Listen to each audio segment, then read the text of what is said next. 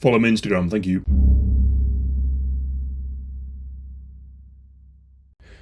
This case takes place in the USA in the year 1971. In a quiet suburb, one man became a family annihilator, which is an actual term reserved for the most diabolical criminals. The house sat untouched for weeks after. Inside was silence broken only by religious hymns he kept playing through a speaker system. Photographs dotted around the house which showed a typical American family living the American dream, until the perpetrator destroyed his own family and cut his face out of every single photograph to preserve his freedom. No one knew where he went or who he became. That was until it was uncovered nearly 20 years later, and by a strange twist of fate. Meet John Emil List. John was born in Bay City, Michigan in 1925. He was an only child and was raised in a strict Lutheran home. John was described as a quiet and meticulous boy who found comfort in order and religious devotion. He kept himself to himself and rarely stepped out of line. When the Second World War began, John enlisted in the United States Army and served as a laboratory technician. After the war, he used government funding to earn degrees in business and accounting at the University of Michigan. But by 1950, the Army recalled him to active duty for the Korean War. It was around this time that John met a woman named Helen Taylor, a widow whose first husband had died in combat. John and Helen married in Maryland in 1951. He adopted Helen's daughter from her previous marriage and later had 3 children of his own: Patricia, John Jr., and Frederick. Patricia was the eldest. She was passionate about theatre and hoped to one day become an actress. But John disapproved of this ambition and considered it morally inappropriate. At school, Patricia was friendly and outgoing, but at home she often clashed with her father over her interests and her behaviour. John Jr. was different. He was athletic and studious. He played on the high school soccer team and was known as a polite young man and a dependable student. He was the most physically active of the 3 and often tried to meet his father's strict standards and aligned with his interests. Frederick was the youngest. He was quiet, gentle, and liked to get lost in a good book. Out of the 3, he had the calmest temperament and was very attached to his older siblings. All 3 children attended Sunday school and youth groups at their church. To outsiders, the List children were well behaved and devout. They lived under the heavy rules of their father's faith and his high expectations. Over the next decade, John moved his family from state to state as he climbed the corporate ladder. By 1965, he had secured a role as vice president and chief accountant at a bank in New Jersey. With increased earnings, he purchased a 19-room Victorian mansion named Breeze Knoll in the affluent suburb of Westfield. John's mother Alma was aging, and she needed some support, so she moved in with the family. From the outside, John's life looked like a portrait of success and moral order. He attended church, taught Sunday school, and even led a Boy Scout group. Neighbors said he was polite, but rather stiff. He always wore a tie, even when he was mowing the lawn. But the neighbors didn't see the pressure building inside. Helen had contracted syphilis years before, and she never told John. When he found out, the marriage deteriorated. In public, he kept a composed exterior, but behind closed doors, the cracks were showing. By 1971, John's carefully managed image had begun to collapse. He had lost his job at the bank earlier that year and told no one. Every morning, he put on his suit and left the house as if he was going to work, when in reality, he spent his days sitting at the train station reading newspapers and avoiding suspicion. At home, bills were piling up. He was behind approximately $11,000 on the mortgage for his mansion. By any standards, this is a huge amount, but especially at the time. Adjusted for inflation, that's around $88,000 in today's money. He had taken out a second mortgage to stay afloat, but even then, that was no longer enough. And his pride would not let him admit defeat or accept help. He believed that asking for assistance or relying on welfare would bring disgrace to the family name, After a while, John began to view his situation as hopeless. He was convinced that failure would destroy not just the family's lifestyle, but also their spiritual integrity. But not only this, Helen's condition made things worse. She had become increasingly unwell and withdrawn. She spent many days in bed, suffering from headaches and depression, and she used alcohol to dull the pain. John had to cook and manage the household on top of his secret unemployment. During the small amount of public appearances, she would even humiliate him. She would often mention how her first husband was sexually favourable. She no longer attended church, and to John, her absence from worship was a sign of moral decline. Being so rigidly dogmatic in his belief system, he believed her soul was at risk, or so he would later say. The children were also embracing the freedoms of the era in ways that alarmed their conservative father. Patricia had grown passionate about acting and theatre. John found this to be deeply inappropriate. He worried that she would abandon her faith and corrupt her younger brothers. Rumours then began to circulate that Patricia was researching witchcraft, either for school or out of personal curiosity. Again, in John's worldview, this was a sign of spiritual danger. He confronted her about her interests and became increasingly obsessed with her behaviour. He once caught her smoking and reacted with fury.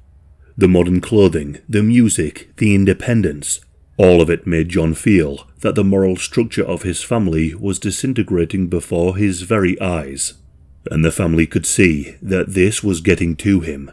Allegedly, Patricia half-jokingly told a teacher that her father might kill them all, and tragically, she was right.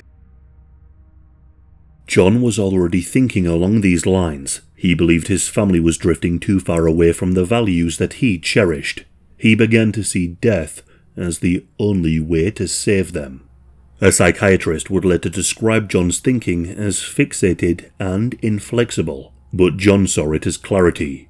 He convinced himself that God would understand what he was about to do, and so he had to go to work. He planned everything in detail. He made sure the children's schools and employers believed that they would be away visiting relatives in early November. He cancelled deliveries to the house, including milk, newspapers, and mail. He even checked that Helen's mother would not be visiting as expected.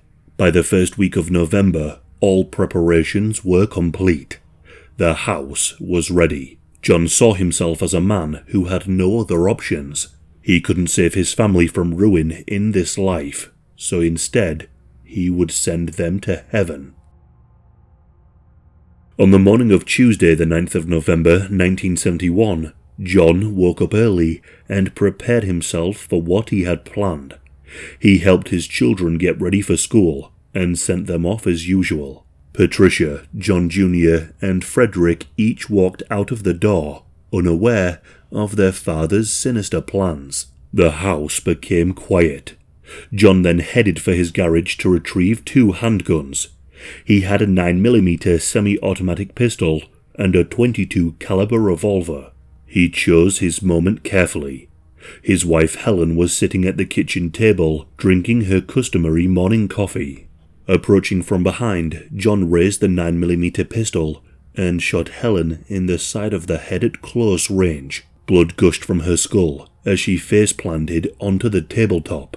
She died instantly. John took a moment to collect himself. He then climbed the stairs to the 3rd floor. His mother Alma was in her small apartment in the mansion preparing herself breakfast. John entered and approached his mother directly. He said nothing. He just raised the revolver and fired 1 shot above her left eye. Alma collapsed and died in her chair. John then placed a cloth over her wound. He later claimed that he killed his mother to spare her the shock of what was to come. He returned to the ground floor and dragged Helen's body into the ballroom. He then attempted to move Alma's body, but he found it too heavy, so he just left her upstairs. He cleaned the blood from the kitchen floor and placed the spent shell casings in the bin. He then made himself some lunch like nothing had happened and sat at the table where he had just murdered his own wife. With the 2 adult women dead, John's next move was to deal with his children as they returned home. Later that afternoon, Patricia arrived home first. John met her at the front door. Patricia could have never expected what was going to happen next. Before Patricia could even say anything as she entered the house, John raised his pistol once more and shot his daughter in the head. He then dragged her body into the ballroom and laid her beside her mother. Soon after, Frederick came through the door, the youngest.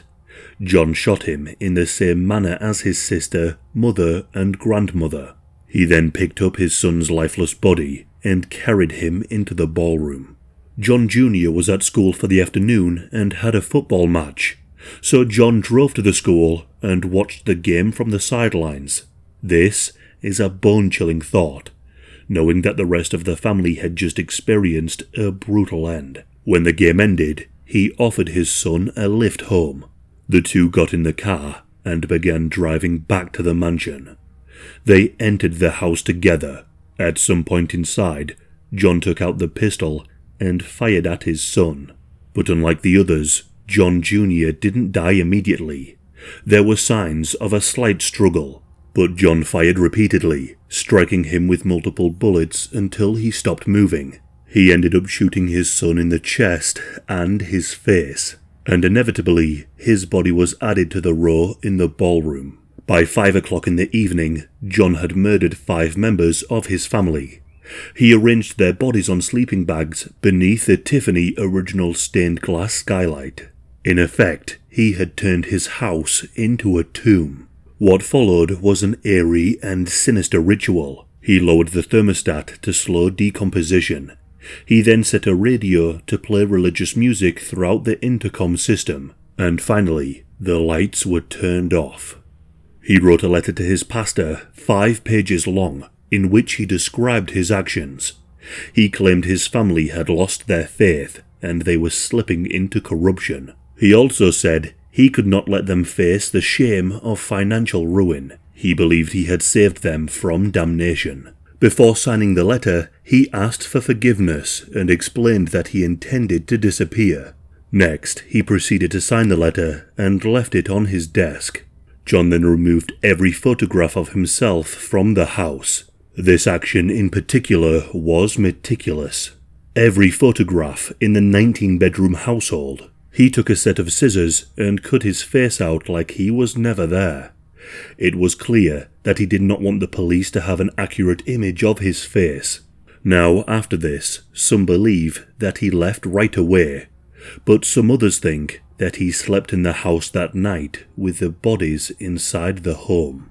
However, before he disappeared, he withdrew cash from his mother's bank accounts and packed a few belongings. He then drove to JFK Airport in New York and abandoned the family car to create a false lead. He did not board a flight that day. Instead, he took a train and vanished into the darkness. By the time the police found the bodies, nearly a month later, John was gone. For nearly 4 weeks, no one realized that anything was wrong. John had cancelled everything, so nothing had piled up on the doorstep or at the mailbox. And of course, he told the children's schools and part-time jobs that they were travelling to see a sick relative and wouldn't be around for some time. The lights in the mansion turned on and off automatically. Neighbours believed that the house was simply empty, but inside, the bodies remained undisturbed, rotting. Over time, the lights began to burn out one by one, but still, no one checked inside. But Patricia's drama teacher grew concerned, and she tried to phone the home, but the phone calls went unanswered. By early December, neighbours hadn't seen them for some time, and so they contacted the police. On the 17th of December 1971, police officers performed a welfare check. They found that the doors were locked, so one officer crawled through an open basement window, and he noted that the house was unusually cold. He could also hear something rather eerie given the context. He heard organ music echoing softly from the speakers throughout the home. And then the smell hit him. The sound was accompanied by the smell of decay thick within the air. In the ballroom, the police discovered the bodies of Helen, Patricia, John Jr., and Frederick, each laying on a sleeping bag with a gunshot wound to the head. And upstairs, they found Alma dead in her apartment. They found a note which warned them not to touch anything and to call the family's pastor. The FBI was then brought in to assist in what would become one of the largest fugitive manhunts of the decade. Agents traced John's movements to JFK Airport. There, they found the family car abandoned in a long-term car park, and they quickly discovered that this was left there to mislead them. There were no credit card transactions, no job applications in his name, and no paper trail, and the only image the police could use was from an old passport and a faded high school yearbook. There was hardly anything to go off. Investigators distributed wanted posters across the country. Tips came in, but none led to his location. As you can imagine, before long, the case went cold. The months kept passing, and then years. The FBI filed 10 volumes of sightings and false leads. Some suggested that he had fled to Canada. Others claimed that he was living as a drifter in California. One tipster even speculated that he was the infamous hijacker known as D.B. Cooper. But that theory was investigated and it was dismissed. So where did John go? Well, John had built a new life. He travelled to Michigan and then on to Colorado. By early 1972, he had created a new identity under the name Robert Clark. He initially worked as a cook in the Denver area and then moved to central Denver and found a role as a tax preparer. Soon after, he joined a Lutheran church and volunteered to drive the elderly members to service. He kept to himself and never spoke about the past. He knew that his new churchgoer friends would not approve of his murderous ways. In 1977, during one of the church's picnics, he met a woman called Dolores, and the two started to date. By 1985, he married her, and the couple moved to Maryland, Virginia. John had told her that his first wife had died from cancer, so Dolores never suspected the truth. But that didn't mean that the truth wouldn't be unearthed. In 1989, the television show America's Most Wanted aired a special about the John List case. By then, 17.5 years had passed since the killings. A forensic artist had created an aged progressed clay bust of what John might look like as an older man. The artist, named Frank Bender, had created an eerily accurate depiction, even down to the thick glasses and his receding hairline. This must have been a difficult task, due to the limited photographic evidence besides his school yearbook photo found at the house years prior. Investigators saw this as a bit of a long shot, but the segment reached millions of viewers. The response was overwhelming, and led to over 200 tips identifying possible John List sightings around the country, but nearly all of them were nonsense. However, one tip did stand out. A woman named Wanda Flannery had been a neighbor of the Clarks in Denver. She saw the bust on TV and immediately recognized it as her former neighbor, Robert Clark, but she knew him as Bob. But Wanda didn't know Bob's new address, but the FBI soon tracked it down. Less than 2 weeks after the broadcast, on the 1st of June 1989, the FBI and local police descended on his small, quiet accounting office in Virginia. John List was finally taken into custody without incident. At the time of his arrest, he didn't confess his identity. In fact, he insisted calmly that he was Robert Clark, and that this was simply just a case of mistaken identity. However, the investigators were well prepared. They obtained fingerprints from this Bob Clark, and within hours, they had matched it to an old military service print of John List. The alias had finally been unmasked. Confronted with this evidence, John eventually admitted to who he really was. He was then extradited back to New Jersey to face justice for the murders. In August of 1989, the Union County Grand Jury indicted John on 5 counts of first-degree murder. one charge for each his wife, mother, and 3 children. John List pleaded not guilty, and his case proceeded to trial in early 1990.